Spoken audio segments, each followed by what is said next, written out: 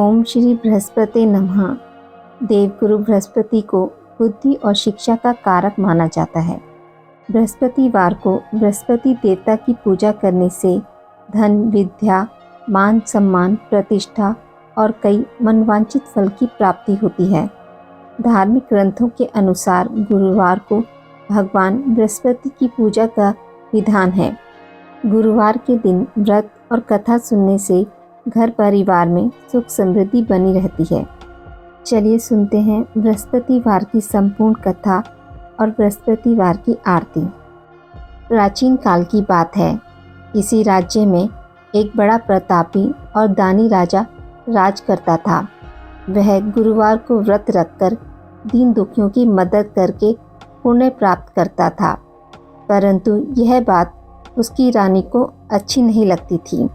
वह ना तो व्रत करती थी और ना ही दान पुण्य में विश्वास रखती थी। इतना ही नहीं, वह राजा को भी ऐसा करने से मना करती थी। एक समय की बात है, राजा शिकार खेलने के लिए वन में गए। घर पर रानी और दासी थी। उसी समय गुरु बृहस्पति देव साधु का रूप धारण कर राजा के दरवाजे पर भिक्षा मांगने आए। तो रानी कहने लगी, हे साधु महाराज, मैं इस दान और पुण्य से तंग आ गई हूँ। आप कोई ऐसा उपाय बताएं जिससे कि सारा धन नष्ट हो जाए और मैं आराम से रह सकूं। इतना सुनकर बृहस्पति देव ने कहा, हे देवी, तुम बड़ी विचित्र हो। संतान और धन से कोई दुखी होता है? अगर अधिक धन है तो इसे शुभ कार्यों में लगाओ। कुंवारी कन्याओं का विवाह कराओ। विद्यालय और बाग बगीचों का निर्माण कराओ, जिससे तुम्हारे दोनों लोग सुधरेंगे। परंतु साधु की इन बातों से रानी को खुशी नहीं हुई। उसने कहा, मुझे ऐसे धन की आवश्यकता नहीं है जिसे मैं दान दूं और जिसे संभालने में मेरा सारा समय नष्ट हो जाए। तब साधु ने कहा, अगर तुम्हारी ऐसी इच्छा है तो मैं जैसा तुम्हें बताता हूँ तुम वैसा ही करना। गुरुवार के दिन तुम घर को गोबर से लीपना, अपने बालों को पीली मिट्टी से धोना, राजा से हजामत बनाने को कहना, भोजन में मांस मदिरा का प्रयोग करना, कपड़े धोबी के यहाँ धुलने देना। इस प्रकार 7 बृहस्पतिवार करने से तुम्हारा समस्त धन नष्ट हो जाएगा। इतना कहकर साधु के रूप में बृहस्पति देव अंतर्ध्यान हो गए। साधु की कही बातों को पूरा करते हुए रानी को केवल 3 बृहस्पतिवार बीते थे कि उनकी समस्त धन संपत्ति नष्ट हो गई। भोजन के लिए राजा का परिवार तरसने लगा। तब एक दिन राजा ने रानी से बोला कि हे रानी, तुम यहीं रहो, मैं दूसरे देश को जाता हूँ, क्योंकि यहाँ पर मुझे सभी लोग जानते हैं, इसलिए मैं कोई छोटा कार्य नहीं कर सकता। ऐसा कहकर राजा दूसरे देश चला गया। वहाँ वह जंगल में लकड़ी काट कर लाता और शहर में बेचता। इस तरह वह अपना जीवन व्यतीत करने लगा। इधर राजा के प्रदेश जाते ही रानी और दासी दुखी रहने लगी। एक बार जब रानी और दासी को 7 दिन तक बिना भोजन के रहना पड़ा, तो रानी ने अपनी दासी से कहा, हे दासी, पास के नगर में मेरी बहन रहती है, वह बड़ी धनवान है। तू उसके पास जा और कुछ ले आ, ताकि थोड़ी बहुत गुजर बसर हो जाए। दासी रानी की बहन के पास गई। उस दिन गुरुवार था और रानी की बहन उस समय बृहस्पतिवार व्रत की कथा सुन रही थी। दासी ने रानी की बहन को अपनी रानी का संदेश दिया, लेकिन रानी की बड़ी बहन ने कोई उत्तर नहीं दिया।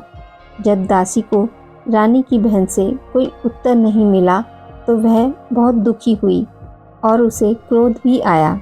दासी ने रानी को सारी बात बता दी। ये सुनकर रानी ने अपने भाग्य को कोसा।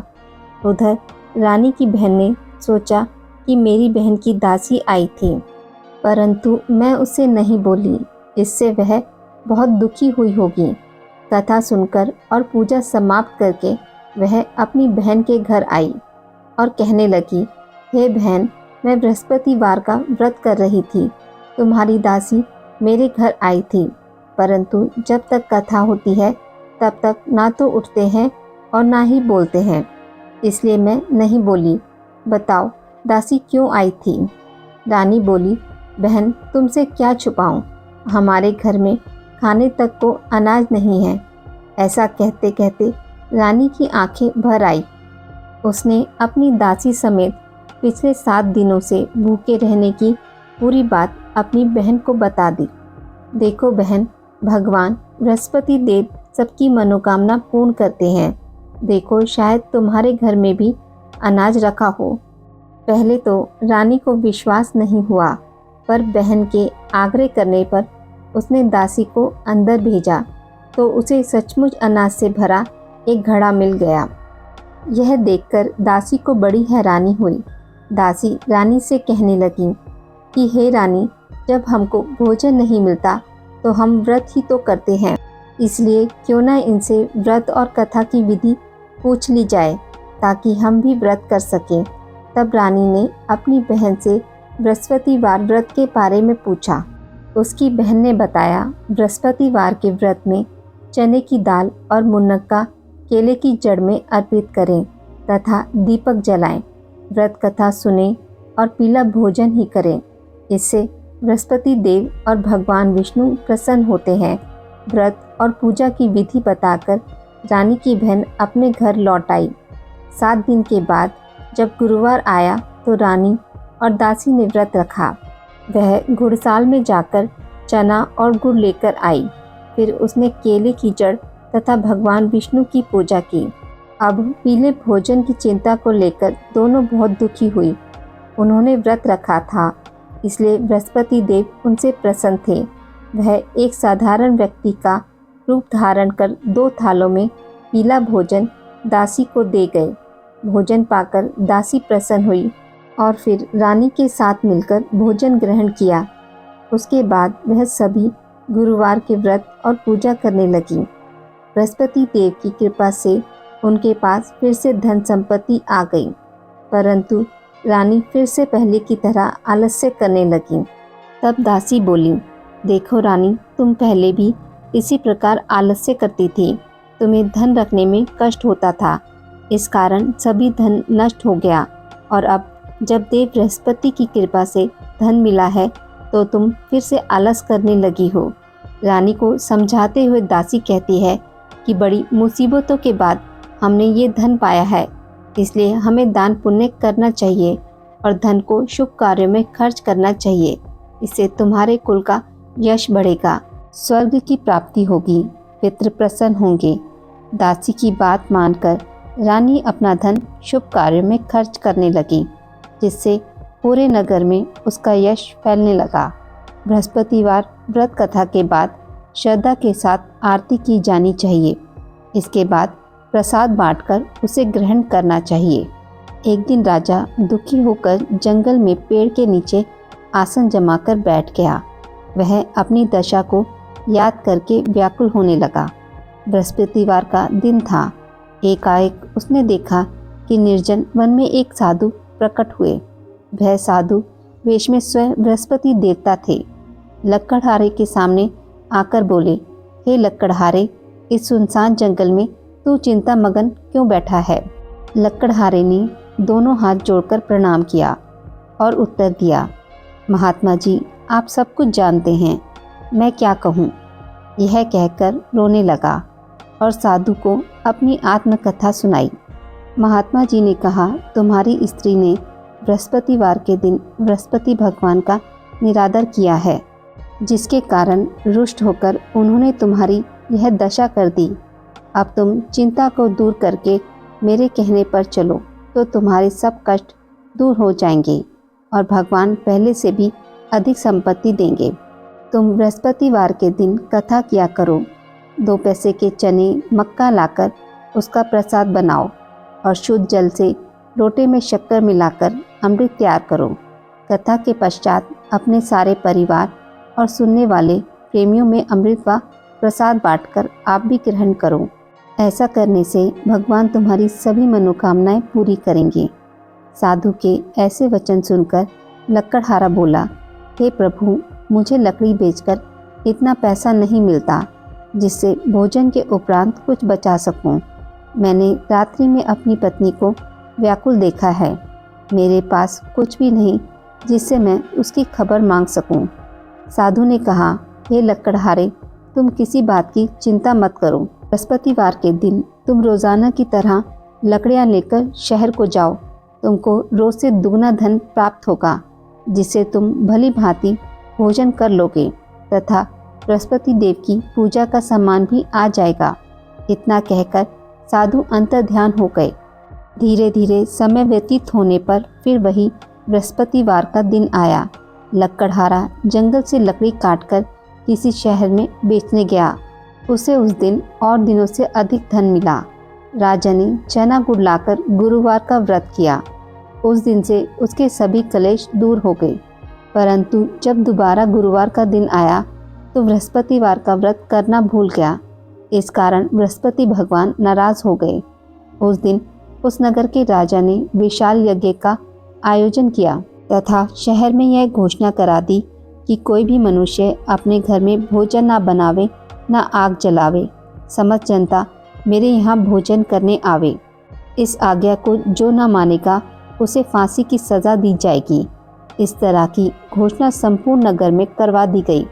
राजा की आज्ञा अनुसार शहर के सभी लोग भोजन करने गए, लेकिन लकड़हारा कुछ देर से पहुंचा, इसलिए राजा उसको अपने साथ घर लिवा ले गए और ले जाकर भोजन करा रहे थे तो रानी की दृष्टि उस खूंटी पर पड़ी जिस पर उसका हार लटका हुआ था। वह वहां पर दिखाई नहीं दिया। रानी ने निश्चय किया कि मेरा हार इस मनुष्य ने चुरा लिया है। उसी समय सिपाहियों को बुलवा उसे कारागार में डलवा दिया।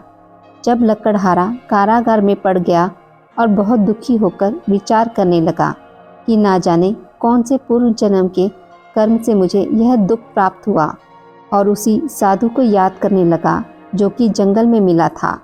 उसी समय तत्काल बृहस्पति देव साधु के रूप में प्रकट हुए और उसकी दशा को देखकर कहने लगे, अरे मूर्ख, तूने बृहस्पति देव की कथा नहीं करी, इसी कारण तुझे दुख प्राप्त हुआ। अब चिंता मत कर। बृहस्पतिवार के दिन कारागार के दरवाजे पर 4 पैसे पड़े मिलेंगे। उनसे तू बृहस्पति देव की पूजा करना, तेरे सभी कष्ट दूर हो जाएंगे। बृहस्पतिवार के दिन उसे 4 पैसे मिले। लकड़हारे ने कथा कही। उसी रात्रि को बृहस्पति देव ने उस नगर के राजा को स्वप्न में कहा, हे राजन, तुमने जिस आदमी को कारागार में बंद कर दिया है वह निर्दोष है। वह राजा है, उसे छोड़ देना। रानी का हार उसी खूंटी पर लटका है।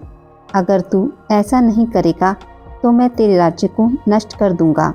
इस तरह रात्रि के स्वप्न को देखकर राजा प्रातःकाल उठा और खूंटी पर हार देखकर लकड़हारे को बुलाकर क्षमा मांगी तथा लकड़हारे को योग्य सुंदर वस्त्र आभूषण देकर विदा कर दिया। बृहस्पति देव की आज्ञा अनुसार लकड़हारा अपने नगर को चल दिया। राजा जब अपने नगर के निकट पहुंचा तो उसे बड़ा आश्चर्य हुआ। नगर में पहले से अधिक बाग, तालाब, कुएं तथा बहुत सी धर्मशाला, मंदिर आदि बन गई हैं। राजा ने पूछा, यह किसका बाग और धर्मशाला है? तब नगर के सब लोग कहने लगे, यह सब रानी और बांदी के हैं। तो राजा को आश्चर्य हुआ और गुस्सा भी आया। जब रानी ने यह खबर सुनी कि राजा आ रहे हैं तो उन्होंने बांदी से कहा कि हे दासी, देख राजा हमको कितनी बुरी हालत में छोड़ गए थे।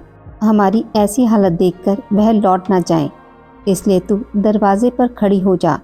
आज्ञा अनुसार दासी दरवाजे पर खड़ी हो गई। राजा आए तो उन्हें अपने साथ लिवा लाई। तब राजा ने क्रोध करके अपनी रानी से पूछा कि यह धन तुम्हें कैसे प्राप्त हुआ है? तब उन्होंने कहा, हमें यह सब धन बृहस्पति देव के इस व्रत के प्रभाव से प्राप्त हुआ है। राजा ने निश्चय किया कि 7 रोज बाद तो सभी बृहस्पति देव का पूजन करते हैं, परंतु मैं प्रतिदिन दिन में 3 बार कहानी तथा रोज व्रत किया करूँगा। अब हर समय राजा के दुपट्टे में चने की दाल बंधी रहती तथा दिन में 3 बार कहानी कहता। एक रोज राजा ने विचार किया कि चलो अपनी बहन के यहाँ हो आवे। इस तरह निश्चय कर राजा घोड़े पर सवार हो अपनी बहन के यहाँ को चलने लगा। मार्ग में उसने देखा कि कुछ आदमी एक मुर्दे को लिए जा रहे हैं। उन्हें रोककर राजा कहने लगा, अरे भाइयों, मेरी बृहस्पति देव की कथा सुन लो। वे बोले, लो हमारा तो आदमी मर गया, इसको अपनी कथा की पड़ी है। परंतु कुछ आदमी बोले, अच्छा कहो, हम तुम्हारी कथा भी सुनेंगे।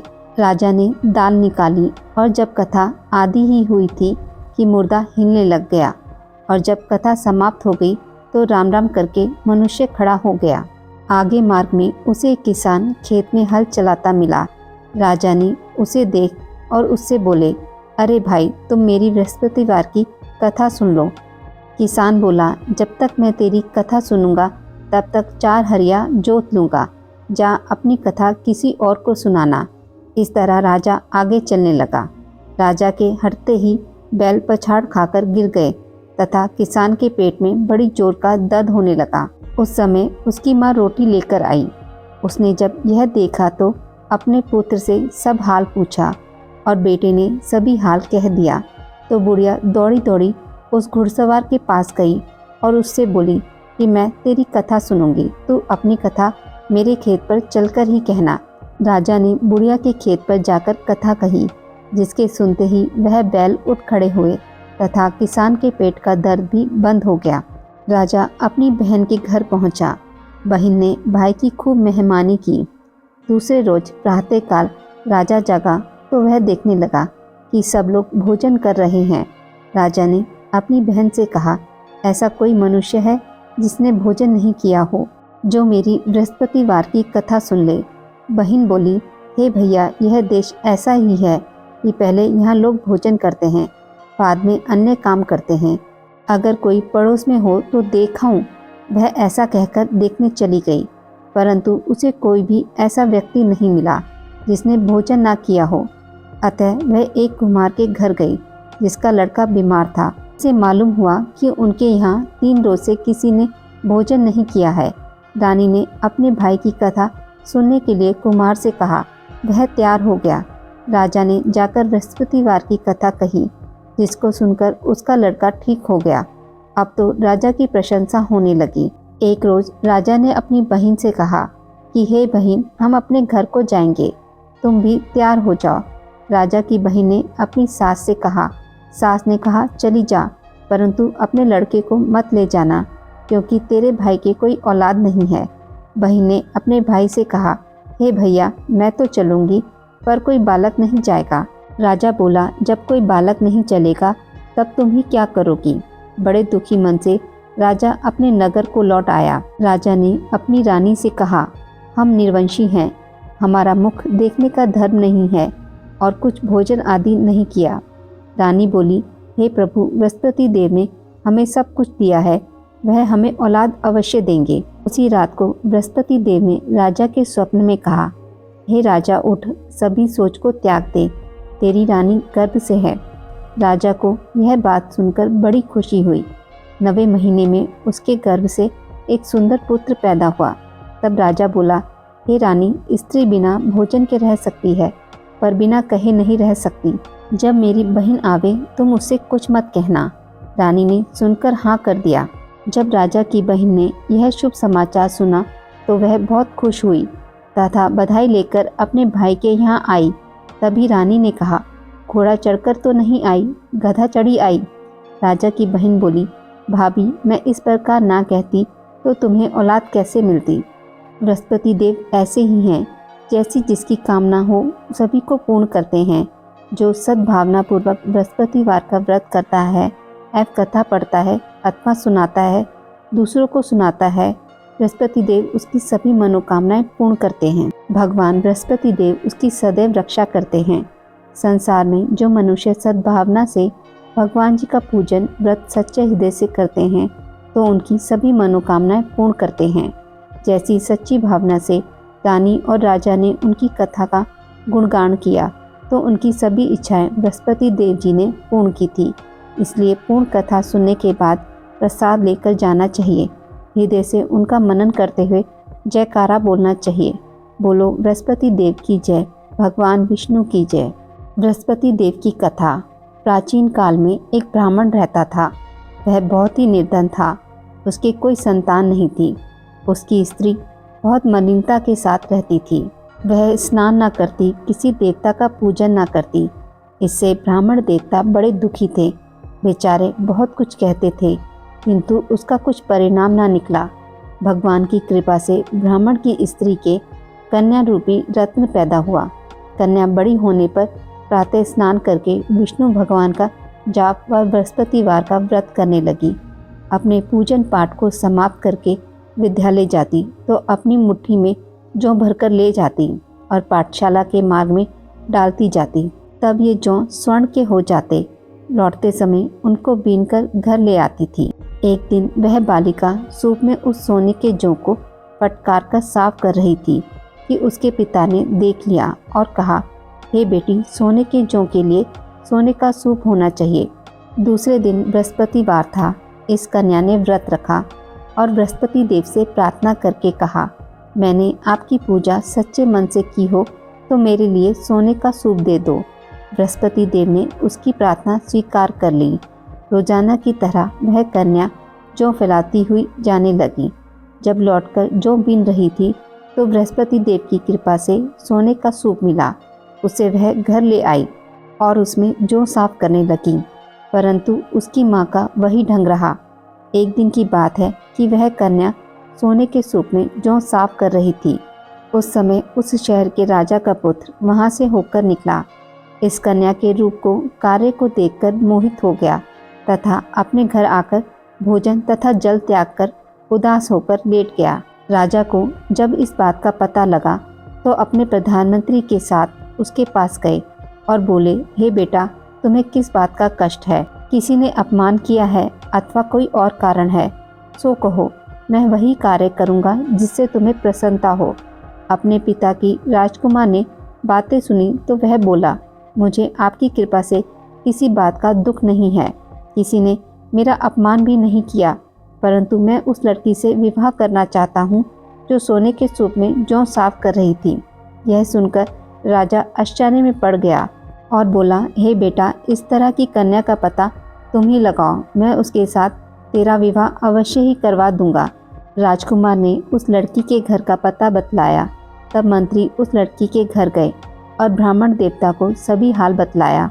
ब्राह्मण देवता राजकुमार के साथ अपनी कन्या का विवाह करने के लिए तैयार हो गए तथा विधि विधान के अनुसार ब्राह्मण की कन्या का विवाह राजकुमार के साथ हो गया। कन्या के घर से जाते ही पहले की भांति उस ब्राह्मण देवता के घर में गरीबी का निवास हो गया। अब भोजन के लिए भी अन्न बड़ी मुश्किल से मिलता था। एक दिन दुखी होकर ब्राह्मण देवता अपनी पुत्री के पास गए।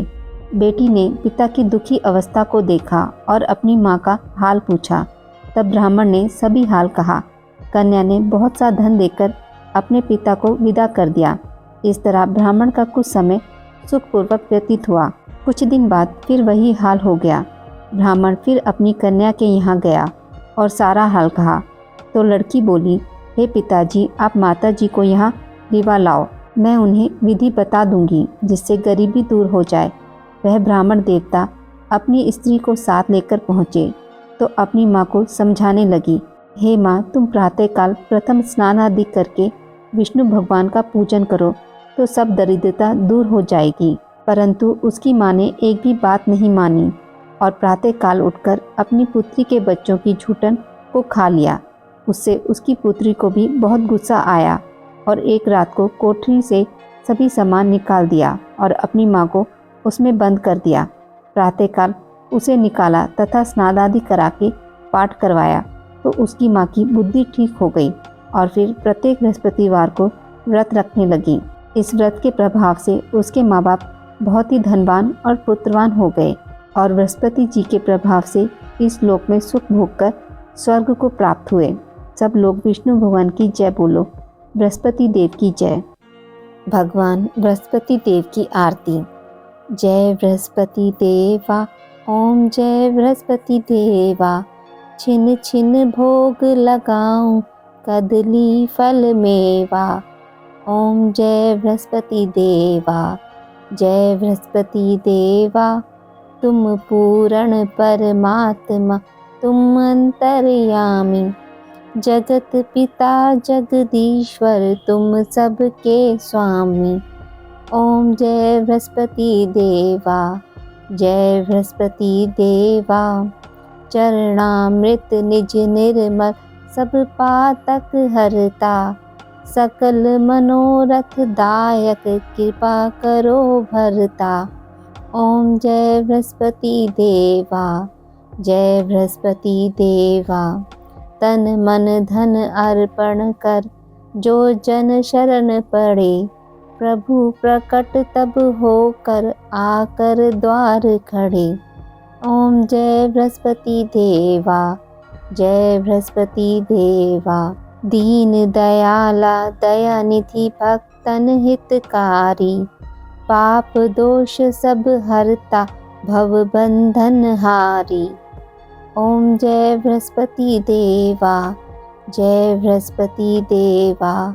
सकल मनोरथ दायक सब संशय हारो, विषय विकार मिटाओ संतन सुखकारी।